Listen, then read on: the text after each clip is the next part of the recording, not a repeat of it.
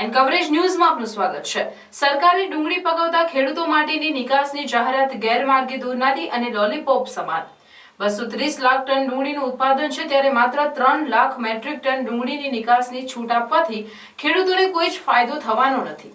માત્ર 3 lakh metric ton ડુંગળી નિકાસની છૂટ આપીને આવનાર ચૂંટણી સમયે જાણે ખેડૂતોનું કલ્યાણ કરી દીધું હોય તેવી વાહવાહી કરે છે, તે શરમજનક છે।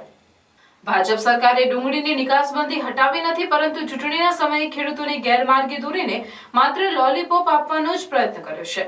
ત્યારે ભાજપની ખેડૂત વિરોધી નીતિ પર આકરા પ્રહાર કરતા ગુજરાત પ્રદેશ કોંગ્રેસ સમિતિના પ્રમુખ અને સાંસદ શક્તિસિંહ ગોહિલ ગઈકાલે ભારતીય જનતા પાર્ટીની સરકારે માત્ર 3 લાખ મેટ્રિક ટન ડુંગળીની નિકાસની છૂટ આપી અને એવી વાત કરી કે જાણે ખેડૂતોનું કલ્યાણ કરી નાખ્યું છે અને ડુંગળી પકવતા ખેડૂતોને બહુ જ મોટો ફાયદો થઈ ગયો છે।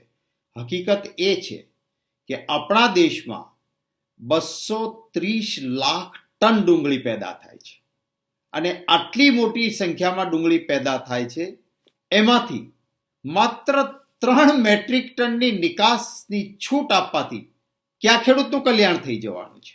આ વખતે હતું ખેડૂતોને કે ડુંગળી પકવી છે, કંઈક 5 પૈસાનો ફાયદો થશે, કારણ કે વિશ્વ બજારમાં ડુંગળીમાં ભાવમાં તેજી હતી અને દુનિયાભરના દેશોમાં આપણો દેશ એ ડુંગળી પકવતા ખેડૂતોમાં બીજા ક્રમે આવે છે। સૌથી વધારે ડુંગળી દુનિયામાં ચાઇનામાં થાય છે અને બીજા ક્રમે આપણા ભારત દેશમાં થાય છે।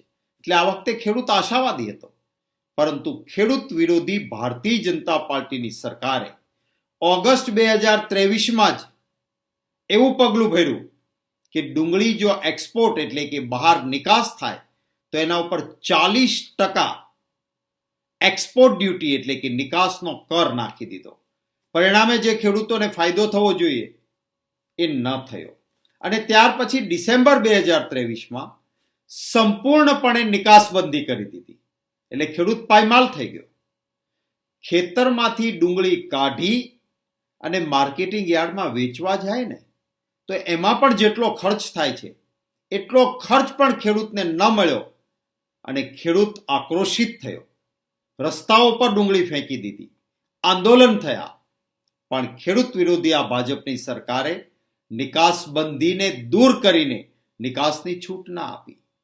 ડુંગળી છે એ પેરિશેબલ ગુડ્સ એટલે કે બગડી જાય, નાશ પામી જાય એવા પ્રકારની ખેત પેદાશ છે અને આમે ખેડૂત પાસે સંગ્રહ કરવા માટે એવી આર્થિક વ્યવસ્થા નથી હોતી કે મોટા કોલ્ડ સ્ટોરેજ નથી। પરિણામે ખેડૂતોએ નજીવા ભાવે પોતાની ડુંગળીઓ વેચી દીધી અને હવે આ સરકાર 3 લાખ મેટ્રિક ટન માત્ર 3 લાખ મેટ્રિક ટન ડુંગળીની નિકાસની છૂટ આપે છે। આનાથી શું ફાયદો થવાનો?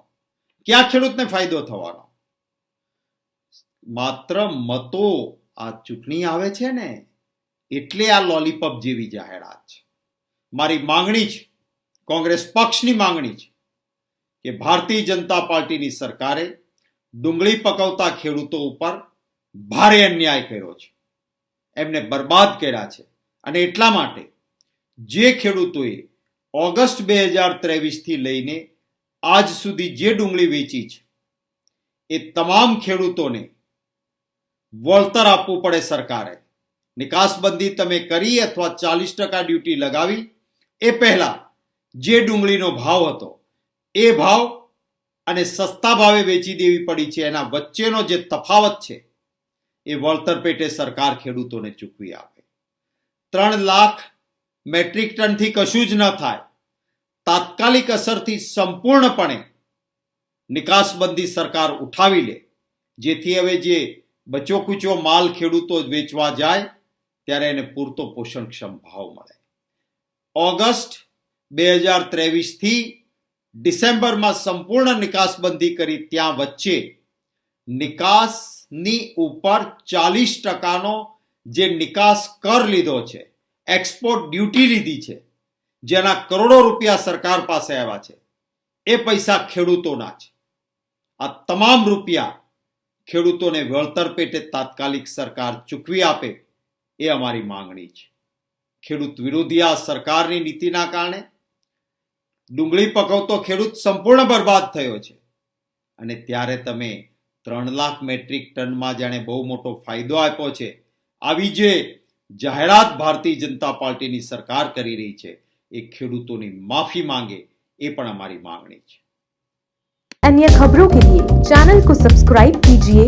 खबरों का नोटिफिकेशन पाने के लिए बेल आइकॉन को जरूर दबाएं.